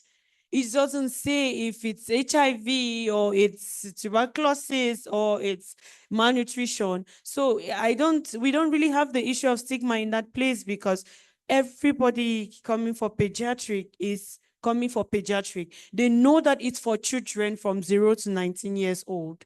And it doesn't really say if it's HIV or it is tuberculosis or whatever it is, but they just know that children coming to here, it's for consultation. I think that works for us. We don't really have that issue of stigma of children hiding away from coming to that particular section or anybody coming to that particular section because they're afraid that they might stick them to the fact that they're coming because it is HIV. Is that okay? Yeah, it's very okay. It's basically And then she also mentioned what are the strategies that why do we separate? I cannot speak for your country why we separate these units, but we want to think that HIV is having a unit on its own because you cannot join the medications for HIV in the same pharmacy where other inpatients come to buy drugs. We remember that these drugs are actually free and they have their own whole procedure on how these drugs enter here. As you can well see that you have where data entry. The other pharmacies do not do all that. But if you go now to the HIV, it has its own separate unit because from their lab, you go to the pharmacy to collect the medication. And you know that their own medication is stored separately from the way you store the other medication. So you can find that if you're going to a treatment center, you are going to a center where you have all your own services, which helps a lot to facilitate the movement of our patients. We know that there are patients who don't want to come and spend a whole day in the hospital. So if we keep them in one section, it helps them come fast and go out the way they came. If that's okay. All right. And the next question still from Mozambique. You were talking about strategies to help retain these children to care. Am I wrong? Okay. Now, if we want to enter into all the strategies we help children to maintain them to care, it starts from where we go to, from the testing, as we saw from our presentation. How do you put these children into care? And that's why we are here at Frontline as healthcare providers, to be able to empower our carers, to be able to take care of our children the way they are supposed to be taken care of. And now as healthcare providers, if we actually empower these carers, it will go a very long way to help retain our children to care. And by empowering our healthcare providers, what are we doing? We are explaining to them, just as the video showed us. You explain the procedure from the onset. You tell these parents what they are to do, and they're supposed to do what? Do not treat their children differently because they are taking this medication. And from the care at home, that care that you bring the child closer to you, telling them everything that they're supposed to know about their treatment, about their care, you'll see that they will grow up to learn more. And the issue of disclosure comes in. And more as you start disclosing at a very early stage, you see that these children will be retained because they know what they're taking it for. They know why that helps them. And then lastly, the issue of support groups. If you enroll these children in support groups, I bet you will love them because they come every day. They want to come and play. They want to come and learn new things. And with all those activities put together, you see that you will not lose them anytime, anyhow. Is that okay? Okay. Thank you. Thank you very much, Vera. I think we'll have. I think we are over time. So, and we still have another presentation. Can you please write down your question and then we can discuss During with break, Vera, we yeah, during just break talk with outside. Vera and the team. Thank you so much. I'm sorry for that. Yeah. So Thank you. So yes, I think that discussions are moving in sync because the areas you've touched is moving us into the last segment of this African Cafe. And I hope that so far you're getting what you wanted to get out of this session. Maybe next year we are going to see if we can push for 3 hours for Africa Cafe, just so that we have more time to talk. I'm just kidding. She mentioned the issue of support groups. Before talking about support groups, she talked about the importance of these caregivers and these young people to understand what it is that they're getting into. So the last segment of this African Cafe is just going to show to us a role play. Like I said, we are trying to switch it up. So there's a role play. The characters in this role play are playing a role. And we are just trying to show you what it means to use something we call the visual analog scale and the calendar system in adherence support. We have copies of the visual analog scale in French, in English, and in Portuguese, which we are going to hand out to the participants. So you just watch tech. Thank you. Can we have the last video?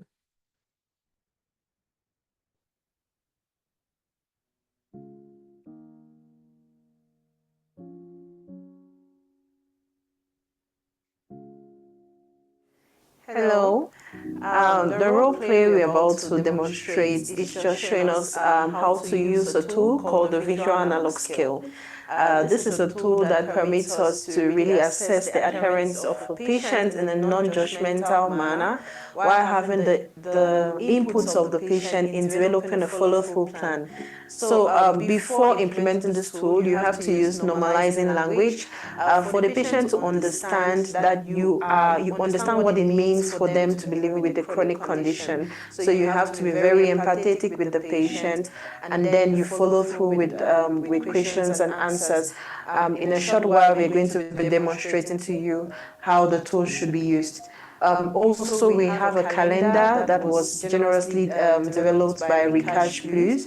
Recage Plus is an organization of young people living with HIV in Cameroon. This calendar is supposed to help us track the adherence of patients over a period of time. So we are also going to be making reference to this calendar in the role play. Thank you and stay tuned. Hello, Stan.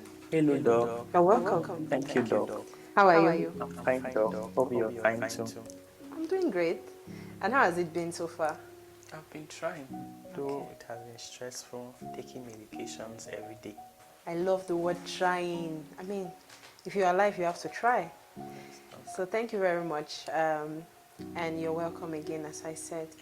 So today, I want us to have a small discussion. And this discussion really is going to be about how your treatment is going. It's just for me to understand how you're coping with treatment. I understand that when you're living with a chronic condition, you know, HIV is chronic, I hope.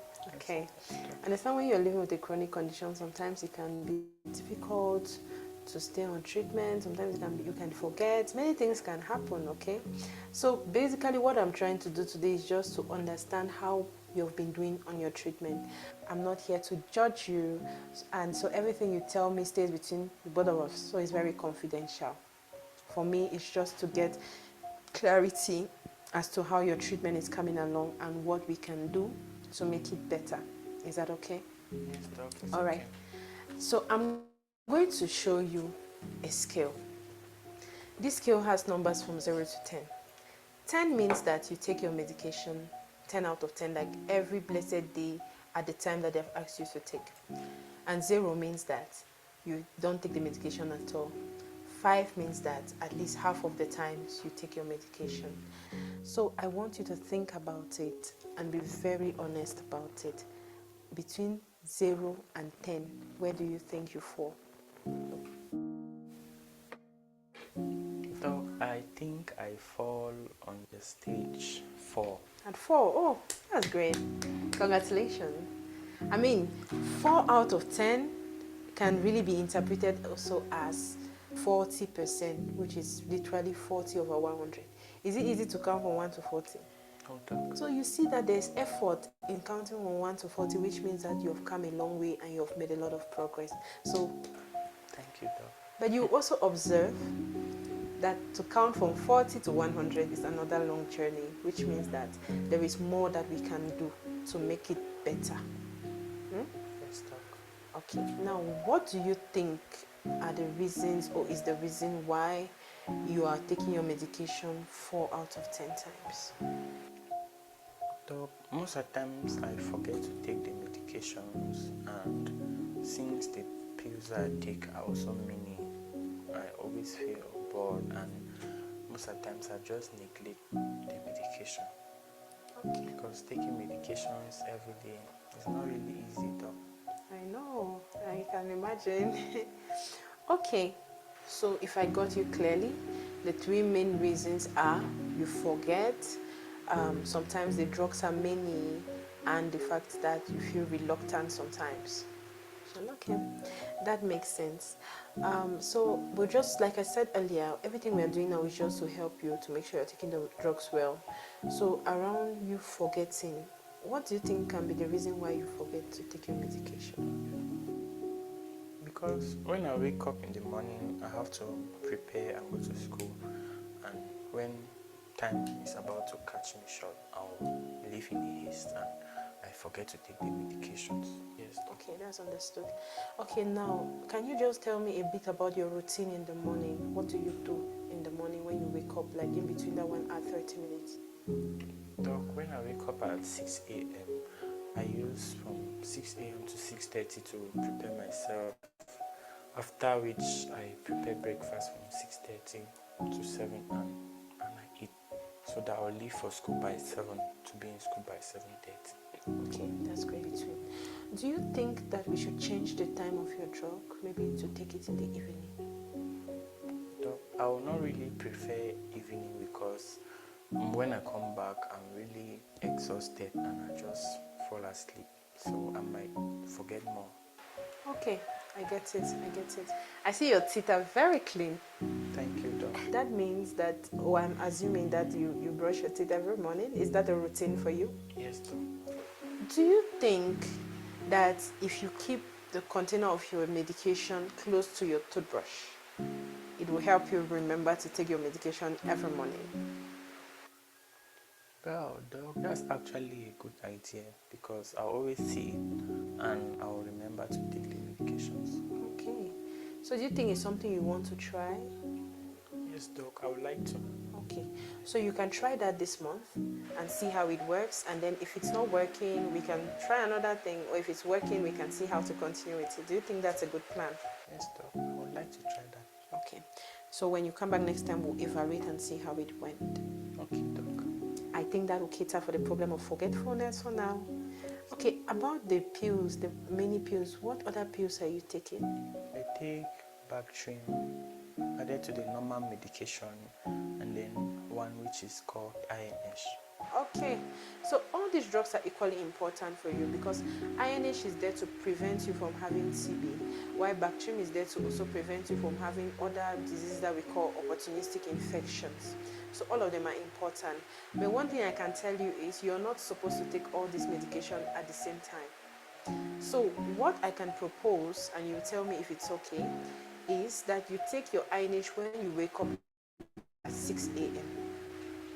and then you go ahead to take your bath and prepare your breakfast, and let's say by 6:45 a.m. you brush your teeth and take your breakfast so that you can leave for school at 7 a.m. That would be a good plan, and I think it's going to work. I'll try my best to make it work as well. Okay, and now for your Bactrim, you can take it in the evening. So you can just decide to take your Bactrim after supper every evening. Do you think you want to try that? Yes, Doc. It's going to be possible. Yes, I'm just proposing, but if you think there is a better option, don't hesitate to tell me. I will try my best. Okay. And your last worry was that sometimes you get bored and tired. Yeah, drug fatigue happens, I understand. And the only way forward I will advise you is to keep coming for your support group sessions. Because the more you come and listen to your peers share their stories and say how they've overcome this problem or these challenges, they can better help you. It can also be a forum for you to ask them or to ask whether there are others who have the same problem, and then together you guys can see how to find a solution. Does that sound like a plan? Yes, Doc, it does. Okay, so I will encourage that when you go back, you try these 3 things we've said. So the first thing is you're going to keep your drugs close to your toothbrush so that each time you want to brush your mouth in the morning, you remember that you have to drink your medication. Secondly, we have spaced out the times for the 3 drugs you're taking. So you think about, you try it and tell us how it goes. And thirdly, it's about you attending your support group sessions. So do you think this is a plan that can work? Doc, it's a plan. Okay, thank you. So added to that, there is a calendar I'm going to give you. So this calendar is for 3 months. And at the end of the 3 months, the expectation is I should be able to tell how well you've taken your medication over this 3 months period. Now, the first thing I'm going to do, I'm going to fill the date that you're going to start, which I presume is tomorrow morning. And secondly, your medication. Do you know the medication you're taking? I know the abbreviation. It's written there, TLD. Great, great. So yes, you're taking TLD, that's tenofovir lamivudine dolutegravir, 350 milligrams. And we have said you take it once a day, which you have rightly told me it's in the morning, and we have agreed to put it by your toothbrush so that you remember to take it when you want to brush your mouth. Now, what this calendar is it has 3 months. At the end of these 3 months, we are expected to see how well you've taken your treatment, and then it will also inform how we are planning your treatment. So what you do for me is you'll see that this is from day 1 to day 30. So when you go, tomorrow is day 1. For every day you take your medication, you're going to tick a box. The day that you forget to take, you leave the box empty, so that when you come, I can see it and understand that you forgot to take your medication on that particular day. Again, remember, you have to try to be as honest as possible, because if you feel this well, then it's going to relate with what we did earlier on this scale, and it's also going to better help us to know how to support you through your treatment journey. Do you understand this calendar? Yes, Doc, I do. Do you have any questions? Doc, my only worry is when you said I should write the problems I have. Can I write it in the book? No. So you can get a small treatment journal or a diary where you can write all your concerns, and when you come the next time, we can talk about it added to what we have discussed. Lastly, before you go, I just want to ask you, on this scale, when you come in next time, where do you think you're going to find yourself? Doc, I am positive that I'll be around the stage of 8. Great, great, great. And I'm also absolutely looking forward to you being at 8. So remember that the only way you can get to 8 is to actually implement the things we've discussed. Because if it ends at us just discussing, we are not going to get the results. But if you're able to go back and implement all of what we have discussed, then we may be able to have some good results and obviously get to 8. So you can have a small journal where you write all those things, and when next you come, we are going to discuss them. Okay. Thank you, Doc. Thank you very much, and this is for you. Have a nice day and see you next time. Same to you, Doc.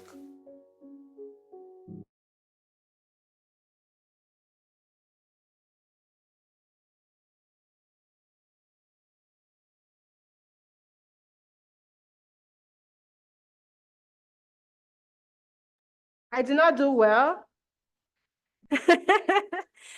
Okay.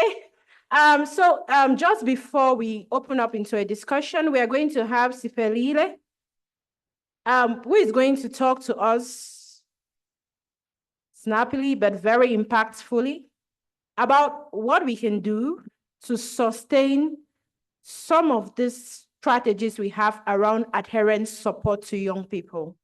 This is just one model we've seen. And there are many other models we carry out in our countries, in our facilities, But the problem is always, how do we sustain it? You know, it's like a shiny new toy. When you give a child a toy, he's excited to play with it. But soon after, he discards it. But that's not the story we want.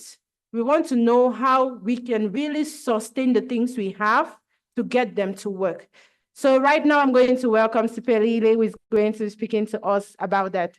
You can just come here. Thank you. You can use the, okay. Thank you. Good afternoon to you all.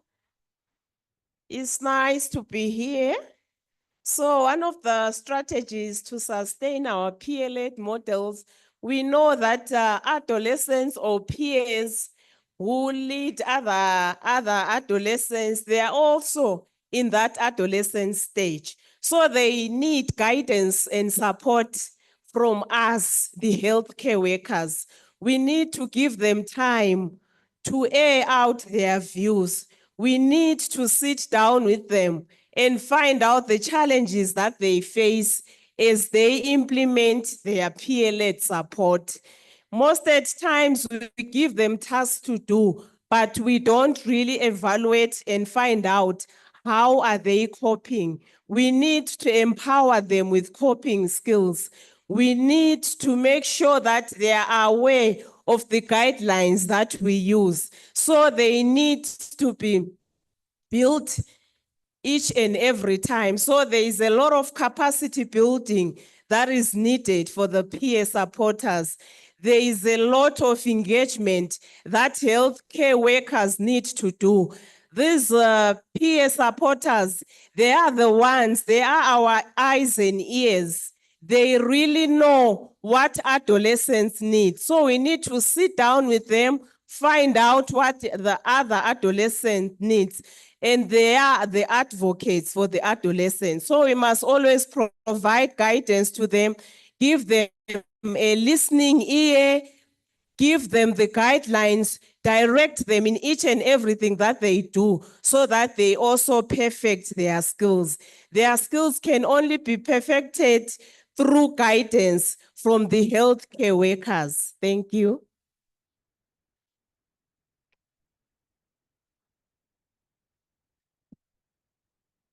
So again, it brings us back to the idea of continuous mentorship. If we must sustain, we start right, we continue right, and we end right by holding their hands through the process. Thank you very much, Sipelile, for that. And right now, I'll hand over to Dr. Filuka, who is going to coordinate if we have some questions, if we have some contributions. At this point, we're going to take them as we are wrapping up with this African Cafe. Thank you.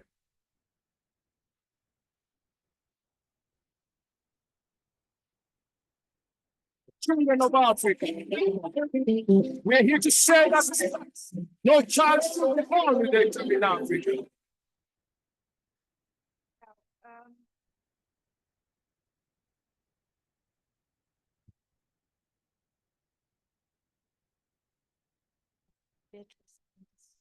Hello, yeah. Are we ready? Yeah, you know. Are we ready? For what now? Now we are live. I can see there's some sleeping. I know we are hungry and the time is going. Is there any question, any discussion around it? I think you've given some tools, yes, to start here.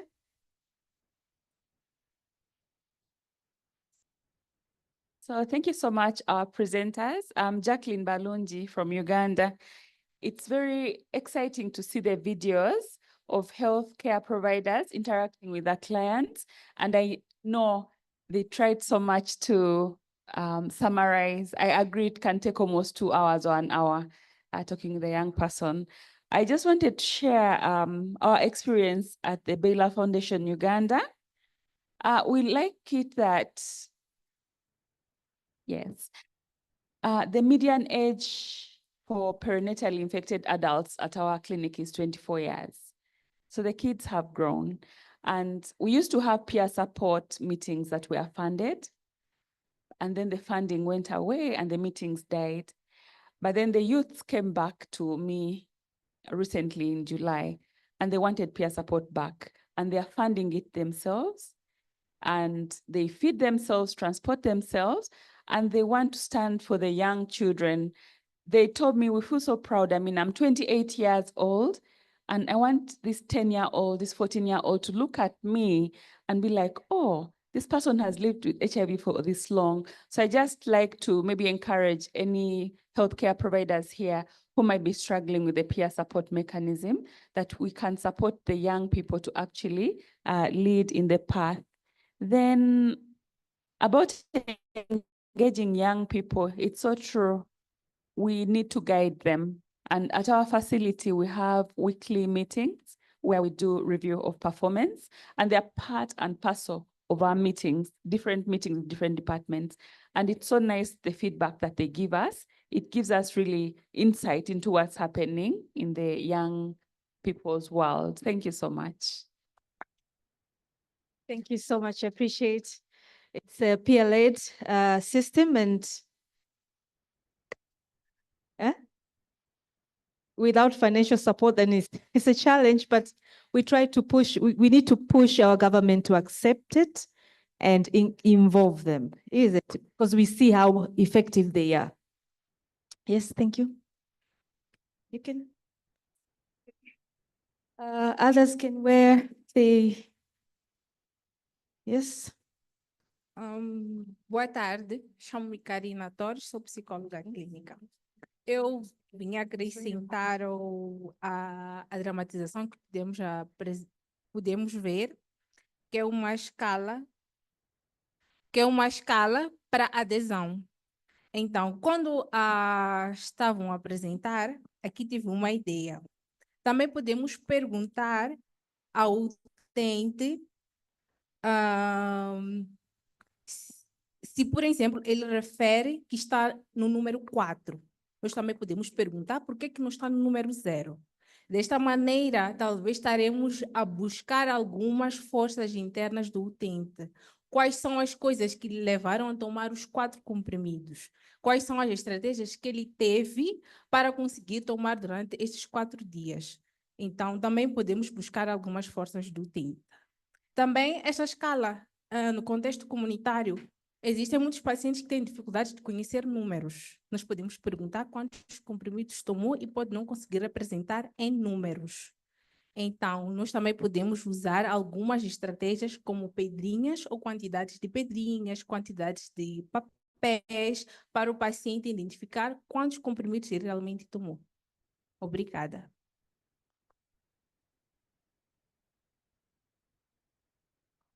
Thank you so much. I think most of you understood what she said, especially on the questions or the level. And if they say level 4, you can identify some strength. Why not 0? So that you can try to keep on motivating your clients to do more.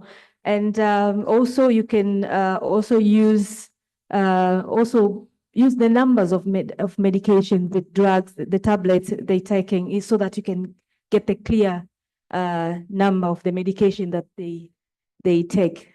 Yes. Yes. 1 minute. Yeah. Sorry, thank you. So for this scale particularly, it is a self-assessment score. So we try as much as possible not to bring in the idea of pill counts, but you can use it. Pill count is another very strong way. But one thing we've also noticed with pill counts is sometimes they're just telling you it's 5. Sometimes they actually pick out the medication and throw, and then show you just what they know that you're going to see. So with this, what we insist on is for you to first of all normalize that it is difficult to live with a chronic condition, and then empathize with them and make them understand the reason you are doing this is just for you to really understand what is happening and where you can come in to support them. So as much as possible, we try to avoid anything that can make them feel like, oh, now you're putting me in a point of judgment. So that's why you see that maybe going through the scale, we do not talk about the pill count. But like I said, if you find a way to integrate it, by all means, you can integrate it. But just to insist that it's about normalizing. Let them understand that it's normal when you're living with a chronic condition, you can forget, a lot of things can happen. But the key is for us to know what is actually happening so that we know how to help you. Thank you. Yes, thank you, Vanessa, for explaining. Yeah, you can use different mechanisms to accommodate your clients in a different way. So it's also okay. Yes, one more question. Finas, this, yeah. Uh-huh. Thank you. Good morning to everyone once again. And yeah, I'm Phineas from Repsi. It's more or less of a question. It's more of a wake-up call, maybe, let's say, to put it up to Pata and all of us, because since in the morning, we've had very beautiful ways on how we accommodate the pediatrics, how we accommodate the adults and young people living with HIV. And now here, I stand hearing on a lovely way on how we can improve their adherence to medication, measure if they are truly adhering to the medication truly. But if I go back to my home country, back in Tanzania, I know there are a couple of 3, 4, 5 ways.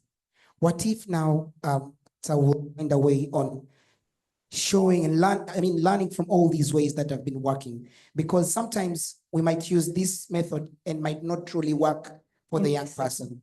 Then we use the other method and other methods. We know we have the soldier games and etc. We do have them and we move on from those. But sometimes even the soldier game doesn't really support to work.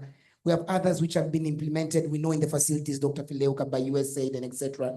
And we keep on changing their names. But what if we could learn from all of these and say, maybe let's pick up top 5.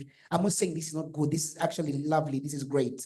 I'm not saying that it's not good, no, but we could pick up and find something that we can work with and where we can keep on supporting the young people in our facilities, because the goal is adherence.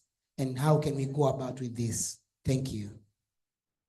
Yes, thank you so much, Phineas. It's about understanding different interventions and different ways of motivating the young people, but also understanding where you come from and which one will fit. So it's about the setting, and it's all about what other things you can include and modify with these interventions so that you can use in your setting comfortably, and also encouraging your community also can understand. Yes, thank you. I think we are 2:10. I welcome back Dr. Vanessa. Yeah, 10:02, you see.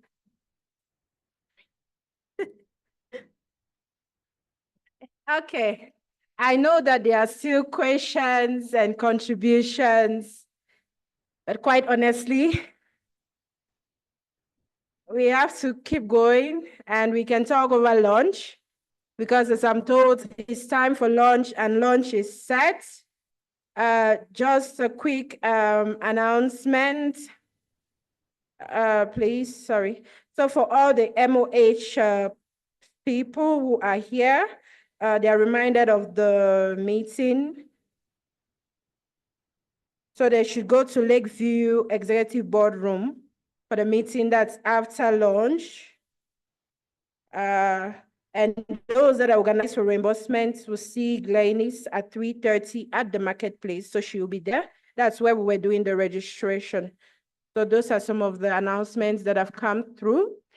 I hope you enjoyed the session. In the toolkits you're going to get, we would like to have some advocacy points that you would like to see us take off and implement at the level of our countries, at the level of our ministries, at the level of our local governments, at the level of our health facilities.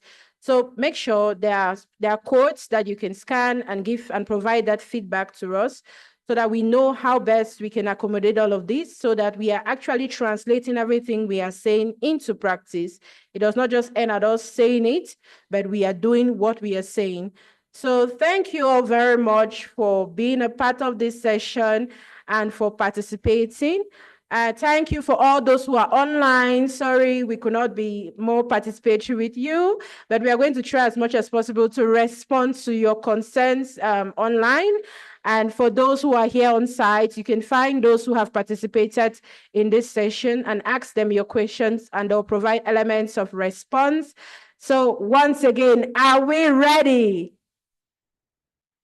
Are we ready? Ready to? Sorry? Oh, we're ready for so many things. But then I think the key word is 2030. So thank you very much and see you at the next session. Enjoy your meal. Thank you.